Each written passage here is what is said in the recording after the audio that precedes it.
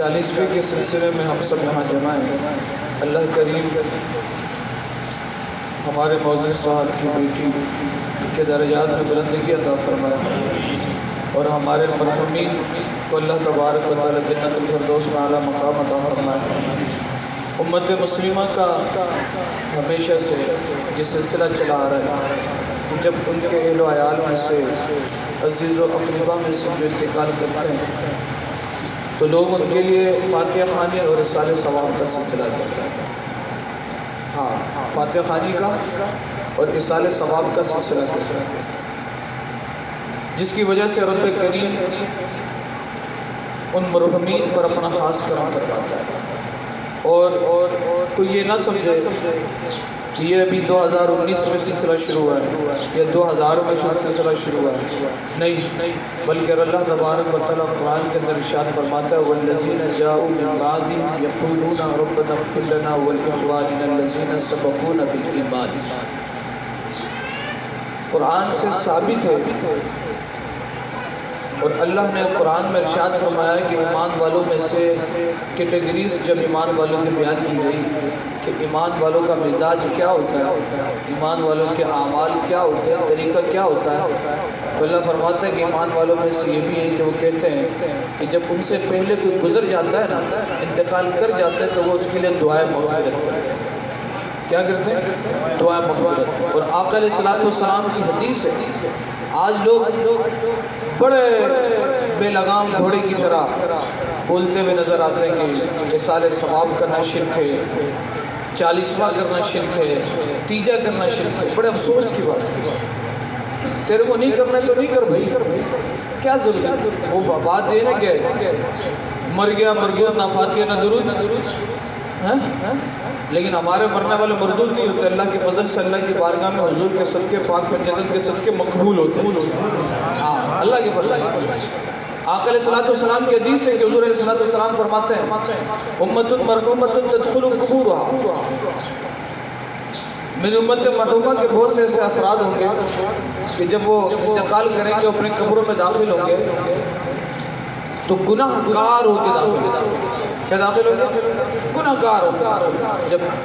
لیکن جب قبر سے نکلیں گے نا تو ان پہ ایک گناہ بھی نہیں ہوگا۔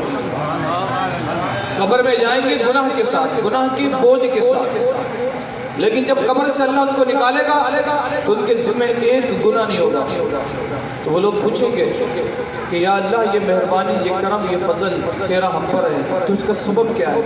تو رب فرمائے گا کہ بات یہ ہے کہ تیرے پیچھے تیرے رشتہ داروں نے تیرے لیے دعائیں مغفرت کی، رسالہ ثواب کی محفلیں سجائے، تیرے لیے ذریعہ صدقہ جو ہے صدقہ جاریہ کا سلسلہ رکھا، تیرے لیے مدرسہ بنا دیا، تیرے لیے علماء، تیرے احباب نے ایسے کام کیے کہ علماء پیدا کرنے کے سبب بن گئے، طلباء کے علم حاصل کرنے کے سبب بن گئے۔ تو جو صدقہ جاریہ آپ کے اہل و عیال نے آپ کے لیے کیا تو اس کے ذمے اللہ تبارک و تعالیٰ فرماتا ہے جائے گا تو گناہ کے ساتھ، لیکن جب نکلے گا تو اس کے ذمے ایک گناہ بھی باقی نہیں ہوگا۔ میرے آقا علیہ الصلوۃ والسلام کی حدیث ہے کہ حضرت عبداللہ بن نافع رضی اللہ تعالیٰ فرماتے ہیں کہ مدینے میں ایک شخص کا انتقال ہوا، جب اس کو دفن کیا گیا تو دیکھنے والے نے اس کو دیکھا کہ وہ دوزخی میں سے، دیکھنے والوں نے خواب میں اس کو دیکھا کہ وہ دوزخ میں مبتلا، جہنم کی آگ میں مبتلا۔ پھر کچھ دیر کے بعد پھر اس کو خواب میں دیکھا گیا تو دیکھا گیا کہ وہ جنت میں جلوہ گر، جنت کے مزے لوٹتا۔ پہلے جب اس کو دیکھا گیا خواب میں تو دیکھا گیا کہ وہ جہنم میں، کچھ دن کے بعد پھر دیکھا گیا تو دیکھا گیا کہ وہ جنت میں، تو بڑا پریشان ہوا کہ یار یہ ماجرا کیا ہے، اس نے کون سے ایسا عمل کیا، کون سے ایسا عمل کیا؟ اس کے گھر والوں سے پوچھا گیا، کہا بھئی اس نے تو کوئی ایسا عمل نہیں کیا، جو گناہ تھے تو ہیں اس کے۔ تو کسی صاحب نظر، صاحب دل، اللہ کے ولی عالم کے پاس چلے گئے، کہا حضرت یہ کیا بات ہے؟ تو حضرت فرمانے لگے بھئی بات یہ ہے کہ جہاں اس کی قبر ہے نا ذرا ارد گرد دیکھو تو صحیح کہ ابھی ریسنٹلی کون مدفون ہوا ہے، کس کو دفنایا گیا، کس کو دفنایا گیا۔ تو جب اس کی تحقیق کی گئی تو پتہ چلا کہ ایک اللہ کے ولی عالم کو ابھی کچھ دن پہلے وہاں پہ دفنایا گیا۔ تو جب وہ خبر سنا تو وہ اس عالم کے پاس، اللہ کے ولی کے پاس آئے، کہا اللہ تبارک و تعالیٰ نے اس ولی کے صدقے، اس نیک بندے کے صدقے، اس عالم کے صدقے، اللہ تبارک و تعالیٰ نے تمہارے رشتہ دار کو بھی جہنم سے محفوظ کر دیا۔ کہ نیک بندہ اگر کسی قبر کے قریب، گناہگار کے قریب اگر دفن ہو جائے تو رب تبارک و تعالیٰ اس کی برکتیں 40 قبروں کو عطا فرماتا ہے۔ اس گرد کی 40 قبروں کو اللہ اس کی برکتیں عطا فرماتا ہے۔ اور آقا علیہ الصلوۃ والسلام کی حدیث ہے کہ حضرت ابو ہریرہ رضی اللہ تعالیٰ فرماتے ہیں، آقا علیہ الصلوۃ والسلام نے فرمایا کہ مرنے کے بعد بندے کا ایک درجہ بلند کر دیا جاتا ہے۔ جب بندہ قبر میں جاتا ہے، اگر گنہگار ہوتا ہے تو اس کے گناہ کو معاف کر کے نیکیاں دے دی جاتی ہیں، اگر نیکوکار ہوتا ہے تو اس کا ایک درجہ اور بلند کر دیا جاتا ہے۔ تو وہ اللہ تبارک و تعالیٰ کے بارے میں عرض کرتا ہے، مالک و مولا، کہ یہ سبب کیا ہے کہ ایک درجہ بلند کر دیا گیا، ابھی تو میں نے کوئی اعمال نہیں کیے۔ تو رب تبارک و تعالیٰ ارشاد فرماتا ہے، بات یہ ہے کہ تیرے بیٹے نے تیرے لیے دعائیں مغفرت کی، تیرے بیٹے نے تیرے لیے دعا کی ہے۔ تو جب تیرے بیٹے نے تیرے لیے دعا کی تو ہم نے تیرے لیے ایک درجہ بلند کر دیا۔ اندازہ کیا یہ احسان ثواب ہوتا کیا یار ہماری محفلوں کے اندر؟ احسان ثواب تیجا 40ویں کے لیے کسی بھی عالم نے یہ فتویٰ کبھی بھی نہیں دیا کہ بریانی کی دیگ ضروری ہے یا قورمہ ضروری ہے، یہ کسی اور چیز کی نہیں، کہا بس قرآن خوانی ہو، احسان ثواب کی محفل ہو، کوئی اس میں مسئلہ نہیں۔ اب کوئی اگر اس کو شرک و بدعت کہے تو وہ اس کے کم علمی ہے، اس نے علم سیکھا نہیں ہے، اس کو پتہ نہیں ہے دین کا، وہ دین میں اپنی مرضی سے باتیں کرتے ہوئے چلا ہے۔ میرے آقا علیہ الصلوۃ والسلام کی حدیث ہے کہ حضور علیہ الصلوۃ والسلام نے فرمایا کہ تمہارے اعمال تمہارے رشتہ دار خاندان کے مردوں پر پیش کیے جاتے ہیں۔ جو تم کرتے ہو نا، آج ہم زندگی میں کچھ کر رہے ہیں، اب جس کے والدین کا انتقال ہو گیا، آج میں یہاں پہ بیٹھ کے تقریر کر رہا ہوں، میرے والد صاحب زندہ نہیں ہے، تو اللہ تبارک و تعالیٰ میرا یہ عمل میرے والد محترم کے سامنے پیش کر رہا ہے۔ حضور کی حدیث ہے، آج آپ بیٹھے ہوئے یہاں پہ ذکر سن رہے ہیں، قرآن و حدیث کی باتیں سن رہے ہیں، آپ کے والدین اگر زندہ ہے تو اللہ ان کو اپنے خضری عطا فرمائے، اگر انتقال کر گئے تو رب بخشش و مغفرت فرمائے۔ لیکن یہ آپ کا بیٹھنا حضور کی حدیث کے مطابق آقا علیہ الصلوۃ والسلام فرما رہے ہیں کہ اللہ تبارک و تعالیٰ فرشتوں کے ذریعے ان کے اعمال ان کے مردوں پر پیش کرتا ہے۔ اب وہ دیکھ رہے ہیں، اب ہے کیا؟ آگے فرمایا کہ اگر اچھے ہوتے ہیں تو وہ مردے خوش ہو جاتے ہیں، اگر اچھے ہوتے ہیں نا، کام ہمارا اچھا ہوتا ہے، نیکی کا کام ہوتا ہے، تو وہ جو ہمارے مرحومین ہیں نا، جو ہمارے رشتہ دار ہیں، وہ اپنے خوشی کا اظہار فرماتے ہیں۔ اگر برے ہوتے ہیں تو اللہ کی بارگاہ میں دعا کرتے ہیں کہ یا اللہ اس کو بخش دے، اس کو توبہ کی توفیق عطا فرما۔ آج کہتے ہیں کہ مر گیا، کوئی واسطہ ہی نہیں ہے، کوئی پتہ ہی کچھ نہیں، تمہارے مردے ہوں گے۔ ہمارے تو الحمدللہ ایسے ہے کہ ہمارے تو عام مومن کا حال یہ ہے، عام مومن کا حال، تو پھر اللہ کے ولی کے مزار کا کیا عالم ہوگا؟ عام مومن کا حال یہ ہے کہ اعمال پیش کیے جاتے ہیں، اگر وہ نیکوکار ہوتا ہے تو وہ اپنے بچوں کے لیے دعا کرتا ہے قبر سے کہ اللہ میرے بچوں پہ رحم فرما، میرے بچوں پہ غضب نہ کر۔ آج لوگ بڑے مزے سے کہتے ہیں کہ یار کوئی تیجا نہیں ہے، کوئی 40واں نہیں ہے، تو ان فتنوں سے محفوظ رکھیں۔ ہاں، اپنی استطاعت کے مطابق، کوئی فرض نہیں کہہ رہا میں اس کو، لیکن اصال ثواب کا سلسلہ ہونا چاہیے۔ اس سے ہوتا کیا کہ آپ کے مرحومین کو اللہ تبارک و تعالیٰ اپنے رحمت کے نظر میں فرما لے۔ اور جو لوگ اس شرک کو بدعت کہتے ہیں، ان کو عقل کرنا، ان کو سوچنا چاہیے کہ یار ایک سادہ مسلمان کو تو مشرک کہہ رہے ہو، کافر کہہ رہے ہو، بڑے شرم کی بات ہے۔ اور پھر دوسری بات، ان محفلوں کا مقصد ہوتا ہے، یہ میں آپ کو بات بتا رہا ہوں، ان محفل کا مقصد یہ ہے کہ ہم اپنے موت کی تیاری کریں۔ یہ بات یاد رکھیں۔ اللہ تبارک و تعالیٰ قرآن مجید کے اندر ارشاد فرماتا ہے، یا ایھا الذین آمنوا اتقوا اللہ ولتنظر نفس ما قدمت لغد۔ اے ایمان والو، اللہ سے ڈرو۔ کیا فرما رہا ہے کہ ایمان والو اللہ سے ڈرو، اور تم میں سے ہر شخص یہ دیکھے کہ وہ اپنے آگے کے لیے کیا بھیج رہا ہے، اس نے آگے کے لیے کیا بھیجا۔ آقا علیہ الصلوۃ والسلام کی حدیث ہے، حضور علیہ الصلوۃ والسلام فرماتے ہیں کہ مرنے کے بعد لوگ کہتے ہیں کہ اس نے کیا چھوڑا ہے. جب کوئی شخص مر جاتا ہے نا تو لوگ کہتے ہیں کہ اس نے پیچھے کیا چھوڑا ہے, ہمارے لیے کیا چھوڑا ہے, کون سی گاڑی چھوڑی ہے, کون سا بنگلہ چھوڑا ہے, کتنا مال چھوڑا ہے, کتنی پراپرٹی چھوڑی ہے. اور فرشتے کہتے ہیں کہ اس نے آگے کے لیے کیا بھیجا, اس نے آگے کے لیے کیا بھیجا. آج ہماری کوشش کیا ہوتی ہے کہ یار میں مر جاؤں نا تو کم سے کم 4-5 گھر ہو, 4 بچے ہیں تو 4 گھر. ہر بندے کی خواہش, ہر بندہ اپنے بچوں کے لیے کوشش کر رہا ہے.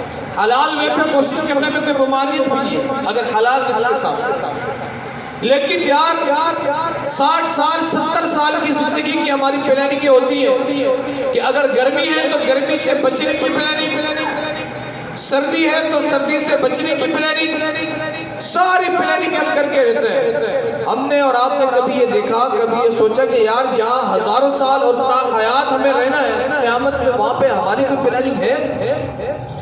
وہاں پہ گرمی سے بچنے کے لیے ہم نے کوئی سیٹنگ بنایا, کوئی سلسلہ تیار کیا؟ میرے آقا علیہ السلام کی حدیث ہے کہ حضور علیہ السلام فرماتے ہیں کہ دوزخ اتنا خطرناک, اور ایک مقام دوزخ کا یہ کہ اس کی اونچائی کے بارے میں آقا علیہ السلام فرماتے ہیں کہ 70 فرشتے 70,000 سال تک بندے کو اوپر چڑھایا جاتا ہے.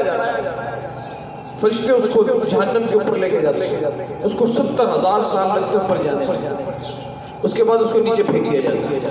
70,000 سال لگتے اس کو نیچے آنے. یہی سلسلہ اس کے ساتھ کیا جاتا ہے. اور ایک روایت میں یہاں تک بھی آیا کہ جہنمیوں کے جو احوال بیان کیے گئے. آج یہ جو ہماری صورت ہے نا, یہ صورت محمدی ہے, یہ محمدی صورت ہے. اللہ اس صورت میں عذاب نہیں دے گا, ہمارے چہروں کو چینج کو فرما دے گا. اور حدیث میں آتا ہے کہ آقا علیہ السلام کی حدیث ہے کہ ایک دانت احد پہاڑ جتنے ہو جائیں گے, ایک دانت احد پہاڑ جتنے, احد پہاڑ جتنے دانت. آپ کو پتہ ہے احد پہاڑ کتنے کلومیٹر پہ محیط ہے, اس کا پھیلاؤ کتنا 15 کلومیٹر پر. ایک احد پہاڑ جو ہے 15 کلومیٹر پر محیط, 15 کلومیٹر. صحیح معنی بات توجہ ہے نہیں, یہ باتیں صرف ڈرامے کی نہیں ہے, ہاں یہ کوئی فلم اور ڈرامے نہیں بیان کیے جا رہے ہیں. آپ سمجھے یار ایسے کیسے, یہ حضور کی حدیث ہے.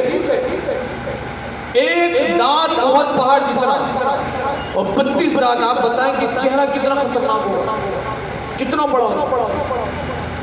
اور بندے کی کھال, میرا آقا علیہ السلام فرماتے 70 گز سے زیادہ موٹی اس کی کھال ہوگی. اللہ تبارک و تعالیٰ فرشتوں کو حکم فرمائے گا اس کو جہنم میں ڈالو. جب جہنم میں اس کو ڈالا جائے گا نا تو چیخیں مارے, پیاس کے لیے تڑپے گا کہ کوئی مجھے پانی پلا دے, کوئی میری پیاس بجھا دے, کوئی گرمی کی شدت کم کر دے. آج جتنی گرمی ہے میں اور آپ بیٹھ نہیں سکتے باہر. صحیح ہماری بات, دھوپ کی تو دور کی بات ہے, دھوپ کی تپش سے ہماری جان نکل رہی ہے. تو مصلی پہ آتے ہیں اور دھوپ آ رہی ہے, ادھر نماز پڑھنا نہیں پڑھ سکتا. صحیح ہماری بات, یہ ایک نارمل جہنم کے ہلاکیوں کے متعلق میرے آقا علیہ السلام نے فرمایا کہ جہنمی کو جو سب سے ہلکا عذاب دیا جائے گا وہ کیا ہے؟ فرمایا سب سے ہلکا عذاب یہ کہ ان کے پاؤں میں جوتی کے آگ کی جوتی پہ نہ دی جائے گی. سب سے ہلکا عذاب آگ کی جوتی پہ نہ دی جائے گی. اللہ ہم سب کو محفوظ فرما, بلا حساب و کتاب ہمیں ہماری نسلوں کو ہمارے اہل و عیال کو جنت میں داخلہ عطا فرما. صحیح ہماری بات, حساب و کتاب کے بعد جو ہمارے آپ. لیکن یار ہم نے کیا کیا ہے؟ آخرت کی تحریک کی ہے, صرف فکر دنیا, دنیا کی پجاری, صبح دنیا, شام دنیا, رات دنیا, سارے فساد دنیا کی وجہ سے, سارے فساد دنیا کی وجہ سے. چاہے گھریلو فساد ہو, انفرادی فساد ہو, اجتماعی فساد ہو, وہ سارے فساد کی جڑ دنیا کی محبت. دو بھائیوں میں نفرتیں, ساس بہو میں نفرتیں, ماں بیٹی میں نفرتیں, گھروں میں عورتوں میں نفرتیں. کیا؟ صرف دنیا. یہ آگے کیوں جا رہا ہے, یہ گھر کیوں بنا رہا ہے, یہ بریانی کیوں کھا رہا ہے, یہ اچھا کپڑا کیوں پہن رہا ہے, یہ ایسے کیوں رہ رہا ہے, ویسے کیوں رہ رہا ہے. سارے فساد دنیا کی محبت. یار ہم اسی نے پیدا کیے گئے, دنیا کے چکروں میں لگتے ہیں. دنیا کے وہ میرے مرشد فرماتے ہیں کہ جھگڑا تو میں اور تو کا ہے. کیا فرماتے ہیں؟ جھگڑا میں اور تو کا ہے، ورنہ عالم سارا ہو کا ہے، ورنہ عالم سارا ہو کا ہے۔ کہ میں اور تو کا جھگڑا بلا وجہ میں کیا؟ یہ تیری ہے میری، یہ تیری عزت یہ میری عزت، یہ تیری شہرت یہ میری شہرت۔ بولے جھگڑا میں اور تو کا، ورنہ سارا عالم تو ہو کا اس کا ہے، سارا اس کا ہے، بلا وجہ کے جھگڑے میں ہم لگے۔ ہمیں اس کے ہونے کی ضرورت ہے، ہم ادھر کے ہونے کے چکر میں لگے۔ تو فرمایا وہ جہنمی جب نا وہاں سے چلائے گا کہ بھئی مجھے پانی دو، پلاؤ، 70,000 سال کے بعد اس کی فریاد سنی جائے گی، 70,000 سال کے بعد اس کی فریاد سنی جائے گی۔ کتنے سال کے بعد؟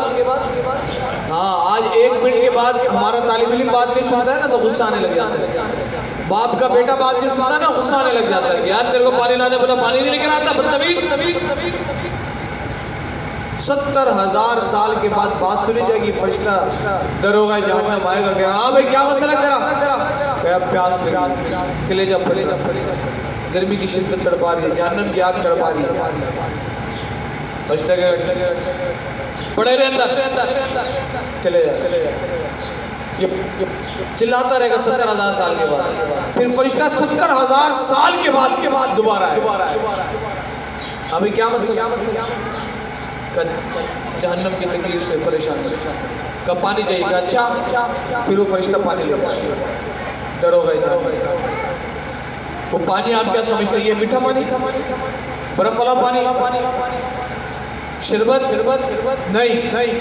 آقا علیہ السلام فرماتے جب جہنم کو پانی پیش کیا جائے گا نا، وہ گلاس پانی کا، تو وہ جب فرشتہ دروغہ جہنم اس کو دے گا نا، اس کے بھاپ سے اس کا پورا چہرہ پگھل کے نیچے آئے گا، اس کے بھاپ سے پورا چہرہ گوشت پگھل کے نیچے آئے گا۔ پھر اللہ اس کے جسم میں وہ چیزیں دوبارہ پیدا کر دے گا، پھر وہ جہنم اللہ سب کو محفوظ کرے۔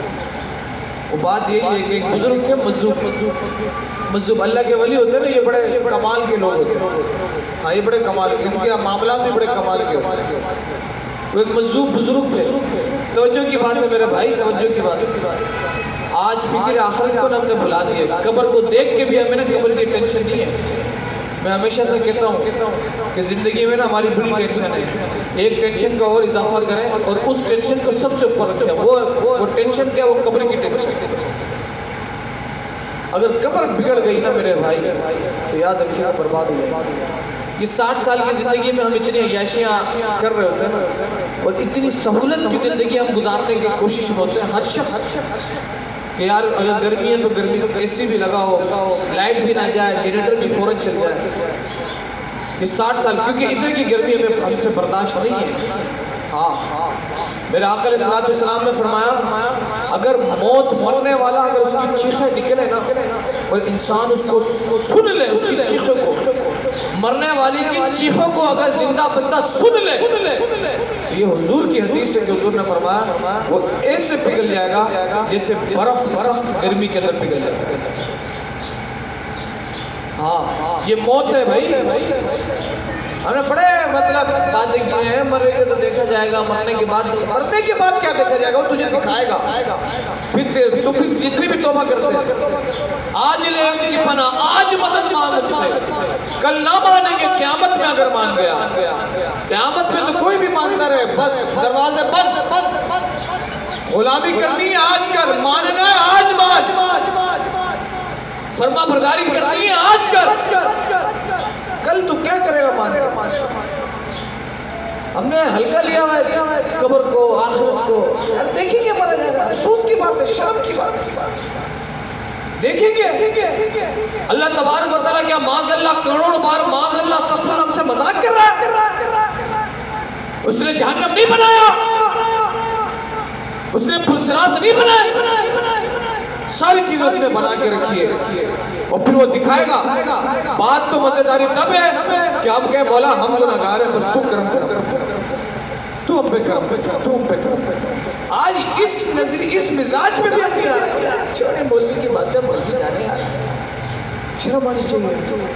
تو نماز پڑھتا نہیں پڑھ یار، لیکن دوسروں کو گمراہ کر رہا ہے، اور دوسروں کو کہہ رہا ہے ابھی کوئی نماز پڑھنے کا وقت ہے، بڑھاپا آئے گا تو دیکھا جائے گا مسجد میں پھر اتنا تو بے باک ہو گیا یار، تیرے زبان اتنے لمبے ہو گئے، تو اللہ کے ساتھ جو ہے جنگ لینا چاہ رہا ہے، جنگ کرنا چاہ رہا ہے اللہ کے ساتھ۔ بندہ اگر سیٹ ہوتا نا سیٹ، اور وہ ملازم ہوتا ہے کسی کمپنی، اس سے غلطی ہو جاتی نا تو سیٹ کو آگے کہتا ہے سیٹ معاف کر دو یار، لیٹ آگے بائک پنچر ہوگی تو معاف کرو، مہربانی کرو، یہ نہیں کہ وہ جاج جو کرنا کر لے گا میں بھی دیکھتا ہوں، یہ معاملات ہوتے ہیں۔ آج ہمارے لوگوں کے یہ معاملات ہوتے ہیں، غدار ہوتے چلے جا رہے ہیں۔ میں ہمیشہ سے ایک بات کرتا ہوں، رب گناہگار کو تو بخشتا ہے، غدار کو نہیں بخشتا۔ ہاں غدار کو نہیں بخشتا، اس کو جہنم کی فکر کرے میرے بھائی۔ میرے آقا علیہ السلام نے فرمایا کہ اگر موت کی تکلیف جو بندہ مر رہا ہے نا، اس کی آوازیں، اس کی چیخیں اگر زندہ جانور سن لے تو فرماتے ہیں کہ اس کا گوشت اسی وقت پگھل کے نیچے گر جائے، وہ اسی حالت میں۔ تو ایک مجذوب جو ہے نا، مجذوب وہ قبرستان میں کھڑے ہو کے، قبر پہ کھڑے ہو کے جو ہے رو رہے ہیں، تو گزرنے والے گزر رہے ہیں، کہا کہ بھائی کیوں رو رہے ہیں حضرت آپ؟ کہا کہ رب کی اور ان کی صلح کرا رہا ہوں۔ کیا کر رہا ہوں؟ رب کی اور ان کی صلح کرا رہا ہوں۔ کیوں؟ تو پھر کیا ہوا؟ کہ رب تو مان رہا ہے لیکن یہ نہیں مان رہا، یہ دنیا دار بندے یہ نہیں مان رہے، بھی زندہ نہیں مان رہے، کہ رب تو مان رہا ہے لیکن یہ نہیں مان رہے۔ مجذوب تھے اللہ کے ولی، بازار میں کھڑے ہیں اور رو رہے ہیں، گزرنے والے کہہ رہے ہیں کہ بھئی حضرت کیوں رو رہے ہیں؟ کہا رب کی اور رب کی صلح کروانا چاہ رہا ہوں، لیکن یہ تو پھر کہا کس نتیجے میں پہنچے؟ کہا رب تو مان رہا ہے لیکن یہ نہیں مان رہے۔ کچھ دنوں کے بعد اسی مجذوب کو قبرستان میں دیکھا گیا، ادھر بھی رو رہے ہیں۔ پوچھنے والے نے پوچھا حضرت یہ آپ کیوں رو رہے ہیں؟ کہا رب کی اور رب کی صلح کرا رہا ہوں، رب کی اور مردوں کی صلح کروا رہا ہوں۔ کہا اب کیا ہے؟ کہا رب تو یہ تو مان رہے لیکن رب نہیں مان رہے۔ کیا؟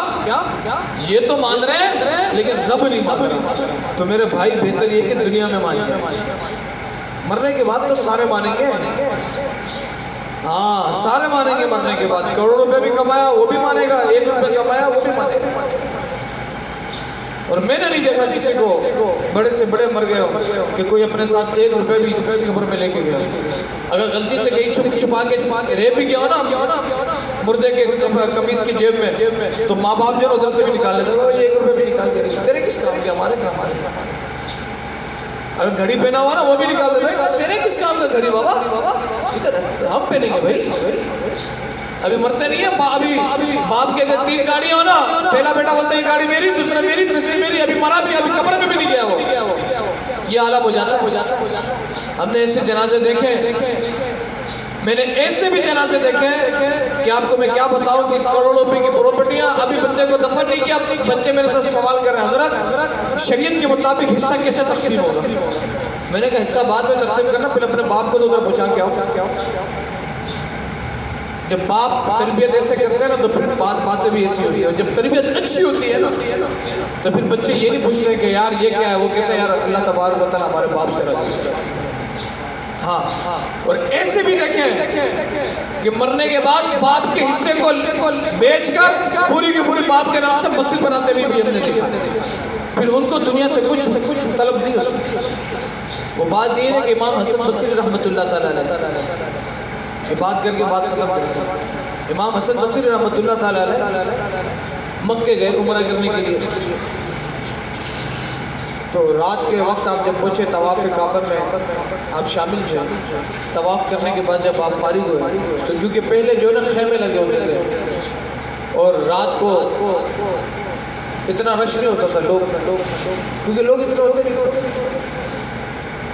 تو جب آپ طواف کر رہے تھے نا تو رونے کی آوازیں آ رہی اور سخت رونے کی آواز آ رہی، ایک خیمے سے رونے کی آواز آ رہی، یا اللہ تو مجھے بخش دے مولا، تو مجھ پہ کرم کر مولا، تو مجھ پر رحم کر مولا، تو رحم نہیں کرے گا تو کون کرے گا؟ ایک چیخ مارتا بندہ، پھر وہ نیچے گر جاتا، پھر وہ رونا شروع کر دیتے، کئی گھنٹوں تک یہ سلسلہ جاری ہے۔ اور اس انداز کے اندر معافی، مولا تو معاف نہیں کرے گا تو کون کرے گا؟ ہم نے تو آقا علیہ الصلوۃ والسلام کی حدیث سنی ہے کہ جب کوئی بندہ تجھ سے معافی مانگتا ہے تو اس کو معاف کر دیتا ہے. مولا میں اپنا گھر چھوڑ کے تیرے گھر پہ آ کے تجھ سے معافی مانگ رہا ہوں, تو مجھے معاف کر دے. امام حسن بصری فرماتے ہیں کہ میرے دل میں چاہت پیدا ہوئی کہ یار میں جا کے دیکھوں تو اسے یہ کون اللہ کا ولی ہے, کون بندہ ہے, اس نے کیا ایسا کام کر لیا یا کیا ایسی بات ہے, چلو میں بھی چلتا ہوں, میں بھی اس کے لیے دعا کرتا ہوں, وہ میرے لیے دعا کرے, کون ہے سب.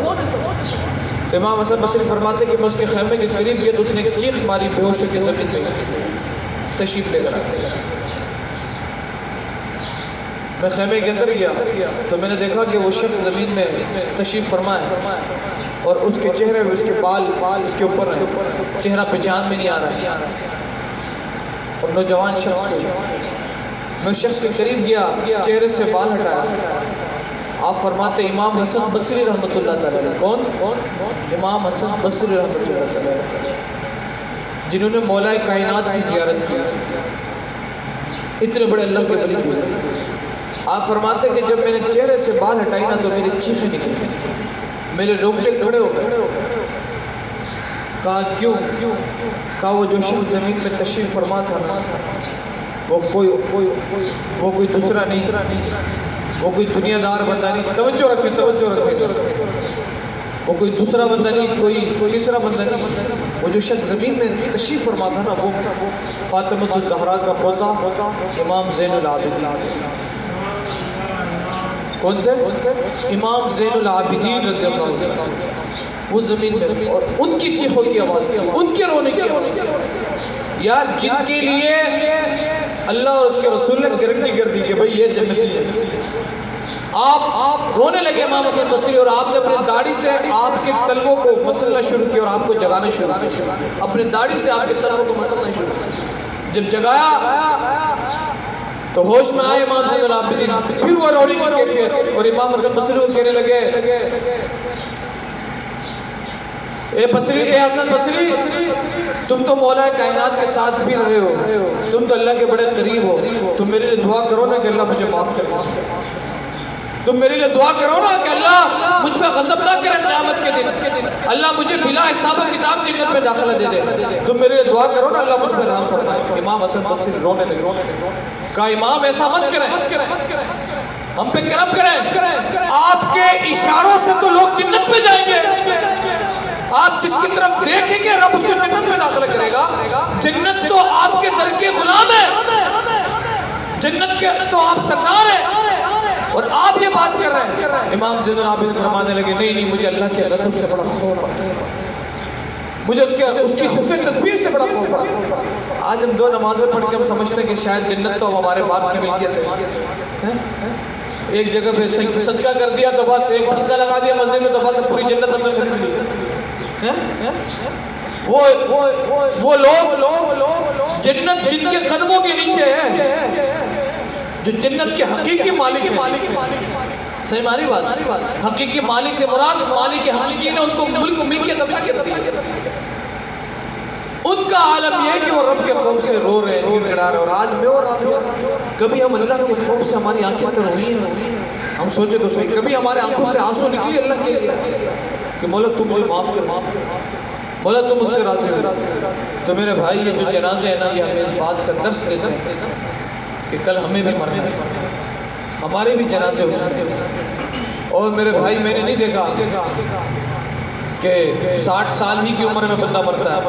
پتہ نہیں کتنے میں نے ایسے بھی دیکھے کہ 22 سال 20 سال کے لڑکوں کو بھی مرتے ہوئے دیکھا ہے, بری موت مرتے ہوئے بھی دیکھا ہے, صحیح ہمارا گاڑیوں کے نیچے آتے ہوئے بھی دیکھا ہے, اور گانے سنتے ہوئے بھی مرتے ہوئے بھی دیکھا ہے. تو اللہ تبارک و تعالیٰ اسے بری موت سے محفوظ. اور ہمیں چاہیے کہ ہم اللہ کے یار جو گناہ گار ہیں کچھ بھی ہیں, لیکن اللہ کی بارگاہ میں دل میں عرض کریں مولا جو بھی ہے تیرے تو ہے تو ہم گناہ سے بچنا چاہتے ہیں لیکن بچ نہیں پاتے. تو ایسے راستے ہمارے لیے بنا دے کہ ہم گناہ سے بچیں. تیرے عزت کے بغیر, تیری مرضی کے بغیر ہم گناہ سے بچ بھی نہیں سکتے. مولا ہم پر رحم کا معاملہ کر, ہم پر فضل کا معاملہ کر, ہمیں عبادت کرنے کی توفیق دے, ہمیں تیری بارگاہ میں آنے کی توفیق دے. جب آپ دل سے یہ باتیں کریں گے تو انشاءاللہ اللہ کریم آپ کو برکتیں بھی عطا فرمائے گا اور اپنا قرب بھی عطا فرمائے گا۔ اللہ کریم ہم سب کے آنا اور بالخصوص خروج کے حق میں اس محفل کو اللہ تبارک و تعالیٰ قبول و منظور فرمائے۔